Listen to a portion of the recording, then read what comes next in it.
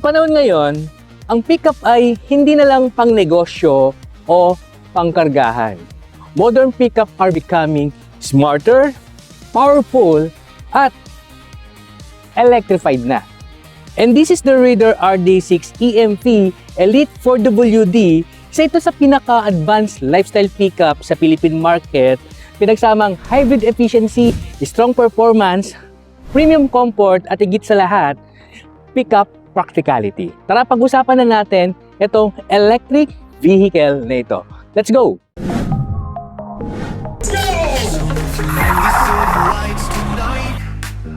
Electric dreams taking flight, feel so bright. Marcadas has got the spark you need. EV Channel PH, it's time to lead. Plug it in, power up, let's roll. Sa unang tingin pa lang, iba ang design philosophy ng Raider RD6. Hindi siya mukhang purely pang trabaho, mas modern, mas premium, at mas lifestyle focus. At isa pang gusto ko dito, malaki ang overall presence nito sa kalsada. Meaning, kaya nito yung pang daily business use, pang outdoor adventure, pang cargo, at pang family use. Pag-usapan naman natin yung kanyang front fascia. Okay, mapapansin mo dito yung kanyang bold Raider logo. Meron siyang grill dito. Then, the headlight is good. As you can see, di ba? Ang ganda. So, may projector headlight siya rito. Then, DRLs at dito na rin yung kanyang turn signal. So, sa side profile, very simple. So, meron siya mga smooth body lines dito. Then, pagdating sa kanyang mugs, naka 18-inch, yan, two-tone. Then, ang size ng kanyang gulong is 235 by 60. So, meron siyang arc cladding papunta rito. Yan, may mga cladding din. So, pagdating sa turn signal niya, yan, integrated na rin dito. So, meron siyang camera here at electronic, foldable at adjustable na yung side mirror nito. So, dito sa likod, simple lang naman yung design ng RD6. So, daylight dito, turn signal, ito yung Raider logo or yung kanyang lettering. Then, Raider RD6 PHEV at alam mong electric tong pickup truck na to kasi meron siyang electric lettering din dito. Meron siyang mga sensors dito sa kanyang bumper o dito sa kanyang apakan. So, dito tayo sa taas. So, smooth yung kanyang pagbaba kasi meron siyang damper kit dito. So, dito naman sa taas, meron tayong Dolphin antenna and high-mounted brake light. At EV Channel PH for more EV reviews and news about electric. So, subscribe na at follow nyo na rin yung ating mga social media account. Plugging. So, ang payload capacity nito is 800 kg. Ang size naman ng kanyang bed is 1,525 mm. Wow! Sakit na sa tuhod, no? Iba na talaga pag tumatanda. Whew. You want an upgrade na truly one-of-one? Go for one-off wheels. A custom design, perfect fitment, and a looks na siguradong kakaiba ka sa lahat. If you want to stand out, go one-off. Dito sa loob ng cabin, premium yung dating nito. So, maganda. Naka-leather wrap itong ating manubela. And, of course, dito naka-plastic leather pa or pleather na tinatawag. Pero dito, naka-soft materials na leather. Then, dito rin sa side. So, may mga stitching siya na design. And even sa upuan natin, naka-black leather siya na merong brown stitching. Ayan o, maganda. So, premium yung vibes dito sa loob. So, pagdating sa manubela, naka-leather up, masarap hawakan, and meron siyang Raider badge dito, or logo. Then, meron siyang cruise control, limiter, of course, yung kanyang voice assistant nandito na rin. At dito sa right side, ito yung mga multimedia playback controls natin. Piano black finish, meron silver lining dito, and adjustable din for our level ng ating headlight. Nandito na rin. Ang size ng ating instrument panel is 10.2 inches. So, kita mo na lahat dito at napakaganda ng kanyang instrument panel. Meron siyang visor na mahalaga para at least kahit tirik man ang araw, kita mo pa rin yung screen natin dito. Pagdating naman sa ating infotainment screen, ang size nito is 14.6 inches. So, sobrang laki niya. Floating yung kanyang style. Ang usually na hinahanap natin dito sa ating infotainment screen, yung Apple CarPlay, but unfortunately, wala po tayong Android Auto. Pero meron tayong Carbit Link na option. So, pwede mong i-download to at ito na yung pinaka pamalit nila sa Android Auto. Dito sa ating panel, meron tayong controls for our aircon. And 360 camera.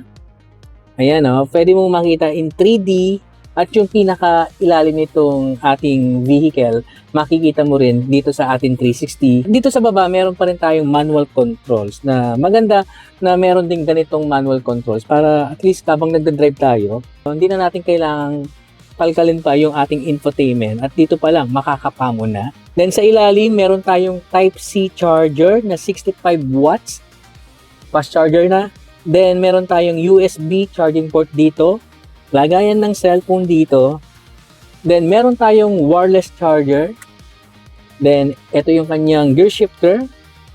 Reverse, normal, and drive. And also, nandito yung kanyang drive modes control. Meron tayong 7 drive modes. At meron tayong cup holder dito. Ayan o. Dalawa. Isang pang malalim at isang mababaw. And armrest compartment na pwede kang mag-pull ng mga soft drinks kasi malamig dito sa loob. So, para sang chiller. So, sa side naman natin, controls for our side mirror and lock and unlock at controls para sa ating windows. One touch yung mga controls natin and lock na rin ng windows natin. At dito sa baba, meron tayong small pockets, lagayan ng mga RFID cards. At nakalimutan ko kanina, naka-telescopic na etong ating manubela. So, dito sa baba, meron tayong openings dito para sa mga small bags natin. And also, makikita din natin dito yung power output natin na cigarette type na 12 volts, 120 watts. So, dito naman yung bukasan ng glove compartment natin. At yung mga visors natin, yan. Wala siyang lamp, pero meron siyang mirror. So, ang ganda ng reading lamp niya. Actually, napakaliwanag nito sa gabi. So, doon naman tayo ka-EV sa second row nito. So, okay. Komportable tayo dito Actually, maganda yung pagkaka-design ng upuan niya para sa likod ko. So, may headrest na rin, adjustable, 3. So, dito sa gitna, upo tayo. Okay, dito sa gitna, ayos din naman. Ang maganda kasi sa gitna niya, hindi masyadong matambok yung upuan. So, as you can see, napakalaki ng ating legroom. So, nakakalaro. Then, yung headroom natin, ayan 5'6" po ako ka-EV. Then, kung walang uupo sa gitna, yan, meron tayong dual cup holder dito. Then, meron tayong back pocket dito. Dual aircon. Yan, para walang mag-aaway. Yan. Then, meron tayong lagayan ng cellphone dito o kung ano man yung gusto mong ilagay. So, meron tayong handle dito. And also, kaibi, nandito pala sa ilalim yung ating portable charger na 3.3 kilowatt yung capacity niya o yung capability niya. Then, of course, ayun, para yung signage natin, in case na maplatan tayo, nandito lang Then, dito yata yung, nandito naman yung inflator natin. Yan. Ayan in case na, pang tow. And, of course, ito yung inflator. And, sealant kay EV in case na maplatan tayo. So, maganda rito, naka-ISOPIX ready na dito sa ating likuran.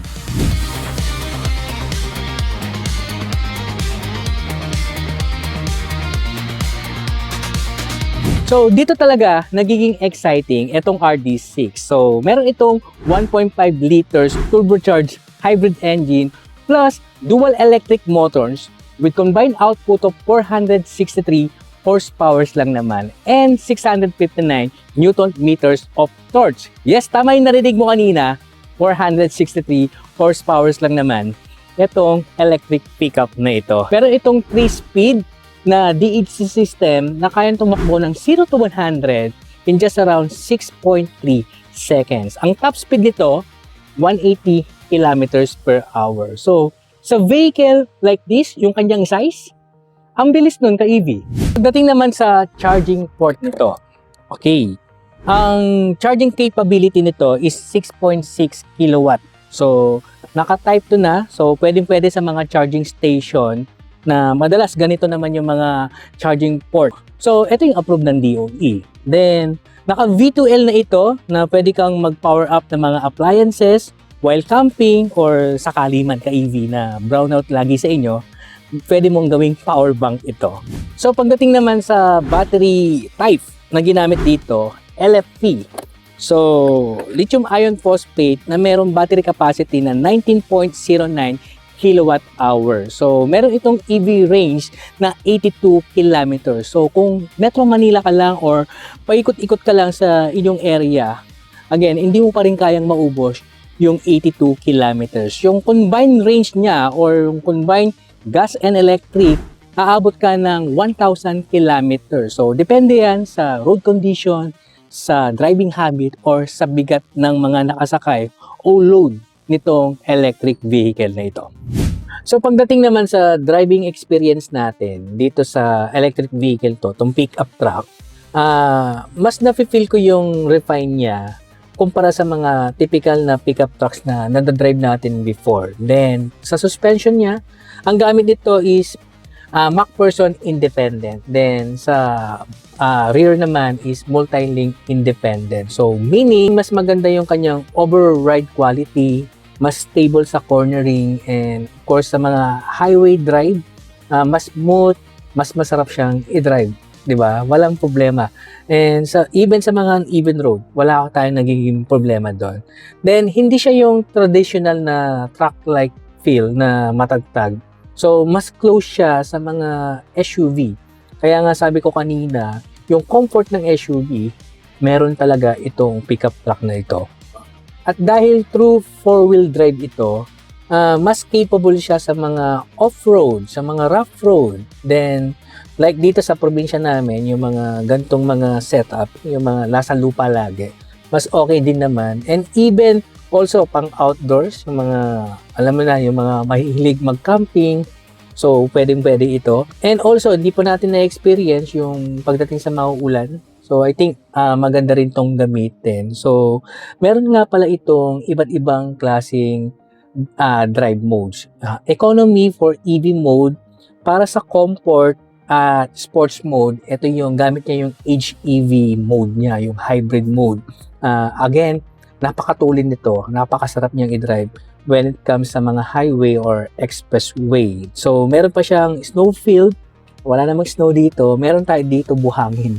And yan, meron siyang mode na mud and off-road.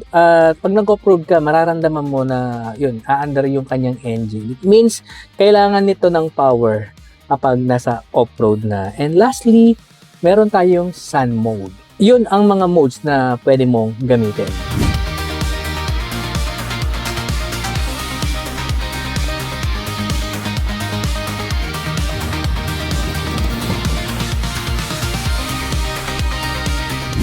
So, this pickup truck ay hindi lang siya basta pang negosyo o kaya naman pang adventure, di ba? So, this pickup truck is designed for business owners, family use, or even sa mga EV enthusiasts, sa mga driver tech focus dyan, pwedeng-pwede sa inyo, and even sa mga driver natin dyan na gustong nasa outdoor activities. So, pwedeng-pwede itong electric vehicle na ito. Ang presyo nito is 1.798 million pesos. So, what do you think about the price, di ba?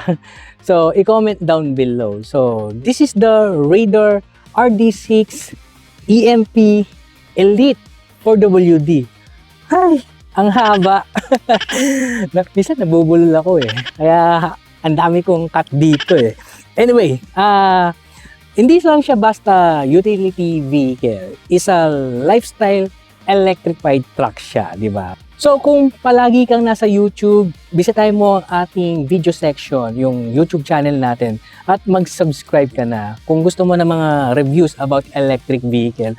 So kung gusto mo naman ng mga news about electric, yan, meron tayo sa Facebook and TikTok na rin. At mag-follow na rin kayo. Again, this is Mark. Stay charged and drive this electric.